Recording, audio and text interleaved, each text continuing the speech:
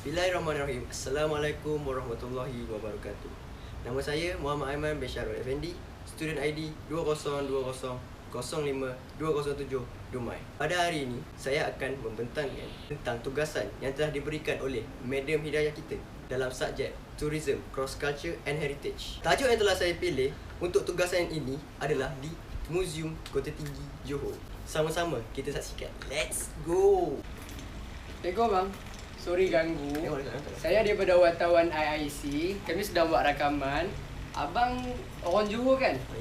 Boleh tak kalau saya nak tahu serba sedikit tentang Museum Kota Tinggi dekat Johor Bahru? Oh, okey. Museum Kota Tinggi Johor ni, dia terletak di Kota Tinggi Johor. Kalau anda semua nak tahu, Kota Tinggi Johor ni memang salah satu tempat yang memang bersejarah daripada dulu lagi dekat Johor Bahru.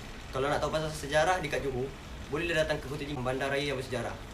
Okay. Museum Kota Tinggi di Johor ni asal-asalnya bukan Museum Kota Tinggi pun. Bukan Museum Kota Tinggi Johor. Nama asalnya ialah Pusat Sejarah Kota Tinggi. Boleh tak kalau saya nak tahu siapakah ataupun siapakah yang merasmikan museum ni? Okey, museum ini telah dirasmikan pada 30 Ogos 2002 dan dirasmikan oleh Tunku Ibrahim Ismail Ibni Sultan Iskandar, iaitu Tunku Mahkota Johor. Boleh tak abang share dengan kami betapa luasnya Museum Kota Tinggi Johor Bahru? Luas Museum Kota Tinggi Johor ni adalah 6,480 meter persegi. Museum Kota Tinggi Johor ni mula dibina pada tahun 14 April 1997 dan siap dibina pada 16 Jun 1999. Okey, tapi walaupun dah siap pada 14 Jun, mula beroperasi pada tahun 2002. Walaupun tak ada barang-barang lagi dalam tu, tapi mula beroperasi sebab rakyat nak sangat tengok Museum Kota Tinggi Johor tu. Terlalu banyak sebab rakyat Kota Tinggi sememangnya akan tahu pasal sejarah Johor ini. Untuk maklumat lebih lanjut, pihak Jabatan Museum telah menyerahkan Museum Kota Tinggi Johor ini kepada Kerajaan Negeri Johor dan diselenggarakan oleh Yayasan Rizal. Seperti yang kita tahu, Johor ni terkenal berkait rapat dengan tema Legoland. Jadi saya nak tanya, adakah Museum Kota Tinggi ni adalah salah satu tempat menarik untuk para pelancong datang di Johor? Okey, di Museum Kota Tinggi Johor. Okey, Museum Kota Tinggi Johor ni dia menarik kepada peminat-peminat yang meminati akan sejarah.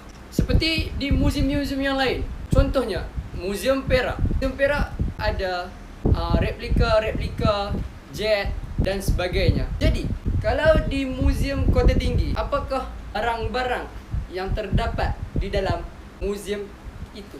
Barang-barang yang dipamerkan di dalam museum itu adalah seperti senapang, keris-keris lama, perisai, gambar-gambar pahlawan di Johor dan banyak lagi.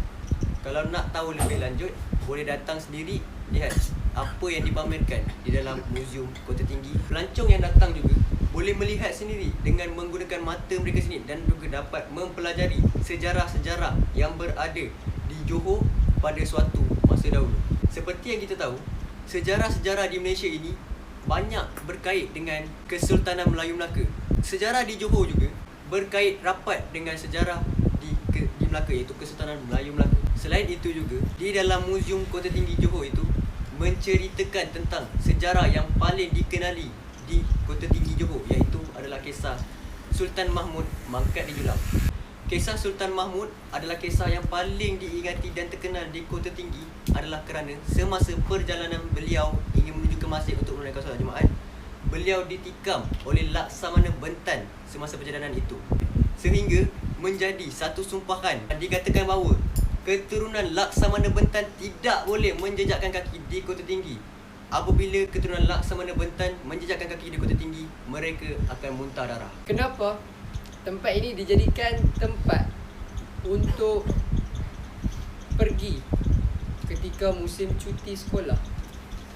Okey, sebab-sebab adalah untuk mengisi masa lapang. Itu paling utama. Tak daripada duduk rumah tak buat apa-apa, baik datang ke Johor, boleh dapat ilmu banyak-banyak.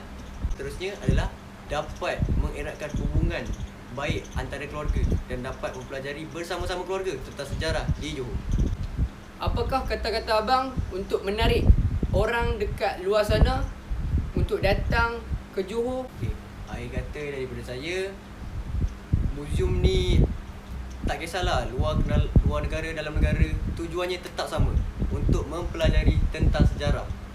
Tak kisahlah sejarah negara, sejarah negeri, tetap mempelajari, dapat menambahkan ilmu pengetahuan. Okay bang, terima kasih untuk serba sedikit perkongsian yang abang dapat berikan kepada saya dan juga orang kat luar sana yang sedang melihat rancangan ini.